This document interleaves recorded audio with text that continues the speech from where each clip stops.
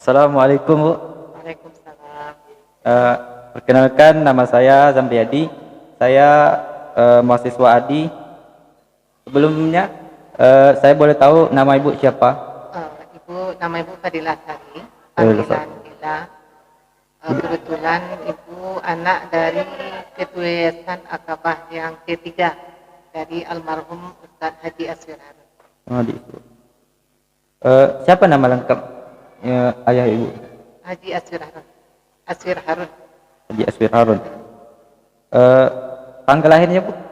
Tanggal lahirnya 21 April 1951. 21 April 1951. 1951. Pendidikan terakhir tokoh. Kebetulan beliau ini adalah orang yang mungkin Allah berikan pengalaman beliau itu secara alami atau otodidak, sehingga beliau tidak mengenyam pendidikan secara formal.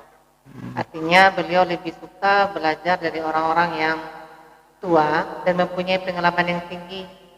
Jadi secara apanya beliau tamat SD pun tidak, cuma beliau belajar sekolah agama namanya Kuliatul Muallimin. Kuliatul Muallimin itu di situ belajar tentang kitab kuning, belajar tentang ilmu-ilmu agama. Nah, makanya di situ beliau menuntaskan belajarnya, bukan secara belajar secara formalnya. Siapa nama istri tokoh tersebut Bu? Nama beliau Dra Haja Harmawita. Ya. Dra Haja Harmawita. Berapa jumlah anak dari Bapak Harun? Beliau bertiga, satu laki-laki, 2 perempuan. Jumlah 3. Nama masing-masing nama lengkap anaknya siapa saja Bu? Yang pertama Ahmad Zaki Ashari. Ahmad Zaki Ashari. Profesinya Bu? Profesi dia wira swasta. Oh, wira swasta. Yang kedua Bu? Yang kedua ibu sendiri Fadilah Ashari. Ibu Farila Ashari. Fadilah Ashari. Farila Ashari. Yang ketiga? Ashari Aziza Ashari. Kami semuanya pakai Ashari. Fadilah Ashari, Aziza Ashari yang ketiga. Profesi Ibu sebagai apa? Guru. Oh, guru. Guru di tempat beliau mendirikan sekolah pesantren Baitur Ridwan. Kalau adik Ibu ini yang Azizah ini? Beliau kebetulan di Malaysia jadi ibu rumah tangga biasa saja. Oh, Ibu Malaysia, Ibu rumah tangga. Yang besar itu Ahmad Zaki, selain wira swasta dia juga pembina di pondok pesantren Baitur Ridwan di tengah sawah.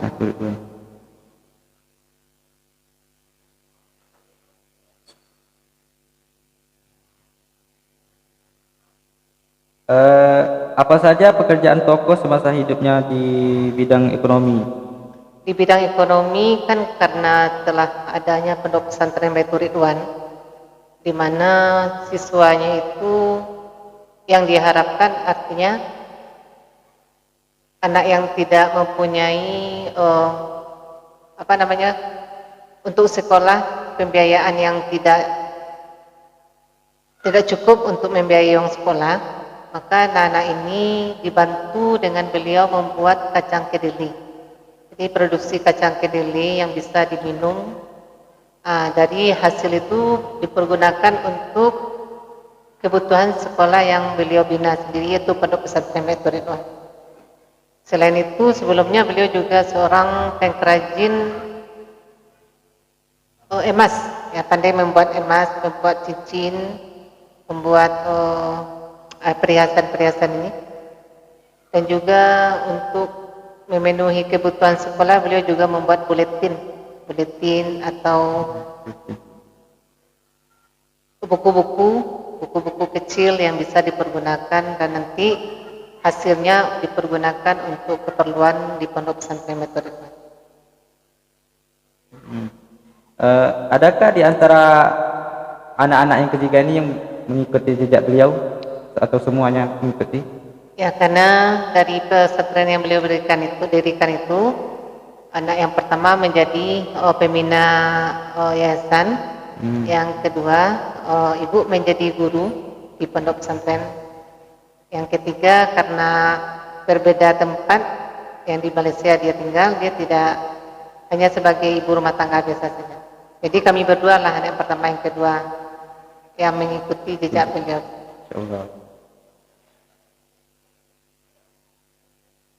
Organisasi keagamaan apa saja yang pernah dimasuki tokoh di masa hidupnya? Organisasi agama. Secara beliau pernah menjadi anggota dari Majelis Ulama Indonesia di Bukit Tinggi, MUI Bukit Tinggi, dan juga sebagai ketua Takmirul Masajid. Nah, ketua Takmirul Masajid ini semua ulama dan juga pengurus-pengurus masjid itu dikumpulkan, boleh di Masjid Raya atau di lokasinya Pondok Pesantren Baitur Ridwan, itu diadakan muzakarah untuk membahas permasalahan-permasalahan umat. Apa saja aktivitas yang dilakukan tokoh terkait dengan dakwah dan pendidikan keagamaan di masa hidup beliau? Aktivitas beliau yang pertama itu tadi mendirikan pondok pesantren. Mendirikan pondok pesantren, membina anak-anak yatim, anak-anak duafa, yang mana tujuan beliau itu sekali walaupun dia tidak mampu tetapi mempunyai keinginan untuk belajar, itu diberikan beasiswa. Nah, beasiswa itu berasal dari donatur-donatur yang percaya dengan apa yang diamanahi kepada almarhum ini. Jadi artinya ada donatur percaya kepada beliau, ada beasiswa untuk beberapa orang santri ini, berarti santri ini disekolahkan gratis. Jadi gratis. yang maupun oleh donatur. Lalu kegiatan beliau keagamaan ini setiap hari Jumat itu mencetak buletin. Nah, yang mencetakkan itu alhamdulillah juga secara sudah cetak milik sendiri gitu dari yayasan ya. Jadi nama yayasan beliau di bawah di atas Pondok Pesantren Baitur Ridwan ini, nama yayasannya Yayasan Al-Ansar. Yayasan Al-Ansar. Lalu kegiatan yang beliau tuh setiap Jumat ya biasa beliau sebagai mubalik mengadakan pengajian sekali seminggu itu di Masjid Al-Falah Jemaah. Apa nama sekolah yang didirikan ini? Pondok Pesantren Baitur Ridwan. Baitur Ridwan. Ya. Tahun berapa tadi didirikannya, Bu? Tanah wakaf yang diberikan oleh Haji Dawana ini kurang lebih sekitar tahun 87. Tahun 88 itu didirikan MDA, tahun 92 didirikan Madrasah Sanawiyahnya, tahun 2002 itu tingkat aliyah. Sekitar tahun 95 kurang lebih itu namanya ada Perguruan Tinggi Islam Baitur Ridwan PTIP. Nah, jadi di situ mahasiswanya juga gratis sekolahnya. Jadi hanya sekedar untuk belajar. Dan sudah 2 kali itu wisudanya dari PTIP Baitur Ridwan ini, Perguruan Tinggi Islam Baitur Ridwan ini. Jadi untuk di bawah Yayasan Al-Ansar ini ada 5 berarti. MDA, MTS, MA, dan juga PTIB-nya. Dan sempat juga ada TK-nya, ada TK Baitur Ridwan namanya.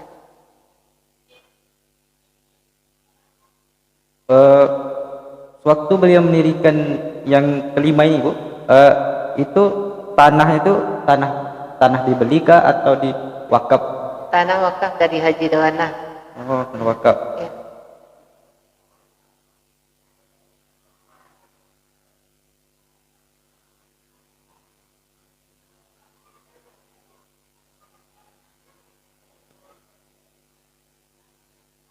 Apakah yayasan yang menaungi sekolah ini merupakan yayasan keluarga atau yayasan umat? Yayasan umat. Oh, yayasan umat. Nah, yayasan umat. Namanya Yayasan Al-Ansar. Bagaimana pembiayaan sekolah ini selama ini? Selain iuran peserta didik, apakah terpenuhi dengan iuran santri saja? Untuk alhamdulillah sebelum adanya BOS, biaya operasional sekolah itu almarhum pembiayaannya itu dilakukan dengan cara ada sebelumnya Koperasi Baritama namanya. Nah, Koperasi Baritama itu yang dijual di koperasi itu seluruh kebutuhan pokok. Nah, sesuai bergulir. Setelah itu beliau mempunyai inisiatif untuk memenuhi supaya kebutuhan pendidikan di Baitur Ridwan ini tetap terpenuhi. Beliau membuat yang tadi kacang kedeli ini dijadikan bubuk, bisa dijadikan minuman. Nah, sebagian penghasilan kacang kedeli itu digunakan untuk pembiayaan di Pondok Pesantren Baitur Ridwan. Nah, beliau meninggal tahun 2005. Alhamdulillah dengan adanya bantuan pemerintah, adanya BOS sekarang dan juga dari beberapa donatur bisa kurang lebih ya memenuhi kebutuhan dari pondok pesantren ini. Iuran dari santri itu berapa tuh? Biasa. Iurannya biasanya bersifat imbal swadaya. Bisa ada yang bisa memenuhi 100%, ada yang 50%, bahkan ada yang 25%. Kalau dari sumbangan keluarga? Ada. Sumbangan keluarga ada beberapa, tetapi tidak 100%. Kalau dari donatur? Donatur ada. 100%. Nah, donatur yang kurang lebih 25% lah. Donatur. 25%. Berapa jumlah murid sekarang, Bu? Jumlah murid sekarang kurang lebih 105. 105. Adakah karya tulis dari tokoh dan apa saja judul karya tulis tersebut? Karya tulis beliau itu mungkin tidak dipublikasikan, cuma beliau setiap Jumat itu membuat selebaran buletin. Itu buletin itu dari hasil karya tulis beliau. Jadi misalnya ada apa yang sekarang yang menjadi pokok permasalahan umat, misalnya tentang ibadah, tentang muamalah, itu beliau tulis. Dan juga ada beberapa tulisan beliau itu misalnya semacam seperti dosa-dosa besar, misalnya beberapa lembar, lalu tentang zakat punya. Apakah tokoh punya anak asuh atau kader? Anak asuh kader. Semasa beliau hidup, beliau mempunyai anak asuh. Pertama lagi sekali kalau beliau anak tersebut anak yatim piatu itu beliau sangat menyayanginya dan mau beliau mengkadernya. Ya, setelah 16 tahun beliau meninggal, ya dilanjutkan dengan pembinaan terhadap santri-santri yang ada di pondok pesantren oleh ustaz-ustazah yang ada di pondok pesantren. Ada berapa anak asuh kader dari tokoh itu? Dan siapa saja namanya? Anak asuh dari bapaknya. Ada berapa orang? Yang untuk sekarang? Yang untuk sekarang enggak Iya, ada. Enggak ada. Karena beliau udah 16 tahun meninggal. Tak, maksudnya yang dulu-dulunya itu. Oh, yang dulu-dulunya. Ya, anak asuhnya, artinya asuhnya begini, bukan dengan secara 24 jam dengan beliau. Cuma anak asuh ini artinya beliau didik sehingga beliau terbekali dengan ilmu yang beliau berikan. Jadi kalau anak asuhnya, kalau dulu tuh ada seperti anak kuliah, anak sekolah itu, anak santriwan santriwati. Namanya, Bu? Ibu. Ya namanya. Salah satunya. Salah satunya aja seperti Kebetulan juga Ustaz Masdiwar juga salah satu Oh, Ustaz murid beliau Masdiwar. juga ya. Ada namanya Ustaz Azmiati, ada Ustaz Marzon, ada Ustaz Sufa juga salah satu apa nah apa tuh secara keilmuannya beliau pernah bertemu sebagai seorang guru dan murid.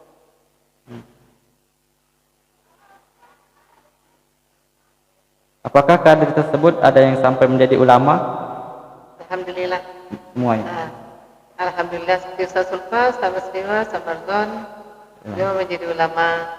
Ada juga anak-anak beliau itu yang artinya juga mendirikan rumah-rumah tahfiz, dan itu alhamdulillah mudah-mudahan jadi amal jariah bagi almarhum ya. Jadi selama ada inisiatifnya dengan gerakan hati Allah SWT, juga dengan termotivasi dengan apa yang telah beliau berikan, beliau ajarkan kepada peserta didiknya. Ya, artinya alhamdulillah Bu, karena Ustadz memberikan motivasi seperti ini, kami telah mendirikan rumah tahfiz, kami telah mendirikan pondok-pondok Al-Quran seperti itu. Ibu tadi guru Di pondok pesantren itu Ridwan. oh seperti itu. Pondok pesantren yang saya berdiri. Baiklah Bu, cuma itu yang saya wawancarai. Semoga ini data-data yang saya kumpulkan ini bisa terpenuhi. Mudah-mudahan dengan adanya anak sekolah di ADI ini dengan tujuan dan visi dan misi yang terutama sekali untuk mendidik menjadi dai-daiyah, nanti tersebarnya antum di kampung itu bisa menjadi memberikan bekal kepada masyarakat di sekitarnya. Silakan Ibu, kalau boleh Ibu kasihkan sebuah motivasi ya gitu untuk kami. Ya, motivasinya Ibu, semua mahasiswa ini mungkin berasal dari daerah yang berbeda-beda. Dengan tujuan ke sini untuk belajar, mudah-mudahan dengan seluruh ilmu yang telah diberikan oleh ustaz-ustazahnya yang ada di ADI ini, yaitu tadi bisa menjadi pencerah di kampungnya, memberikan motivasi sehingga orang lebih mengenal lagi tentang Islam.